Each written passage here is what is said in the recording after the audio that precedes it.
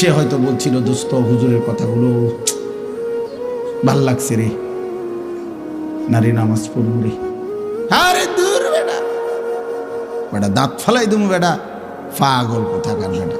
এরকম কত হুজুর আইয়ে যায় বেটা, চিনি না বেটা। হুজুরের মধ্যে তো কত বেটা সদর বদর আছে বেটা, হুজুরের তো কথার স্টেশন না। এই মানে আমাদের দিলওয়ারি,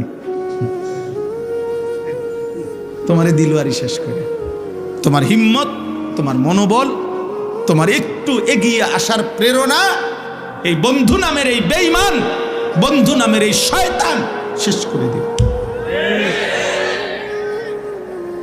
আল্লাহ তাআলা বলেন, হায় খোদার কসম, এই মানুষগুলো যারা বন্ধুর কারণে, আব্বা শোনো, যারা বন্ধুর কারণে আল্লাহ মানতে পারে নাই, নামাজ মানতে পারে নাই, সেজদা দিতে পারে নাই, আল্লাহর গোলামি করতে পারে নাই, গুনাহ ছাড়তে পারে নাই, নারীর লোভ ছাড়তে পারে নাই, মদ জুয়া জিনা ব্যভিচার নোংরামি অসভ্যতা ছাড়তে পারে নাই, আমি এই কোরআন হাতে কসম করে বলছি রে আব্বা, কিয়ামতের দিন ওই বন্ধুর কথা স্মরণ করে এই যুবক, এই ছেলেরা, এই মানুষগুলো আফসোস করবে, আফসোস করবে, আফসোস।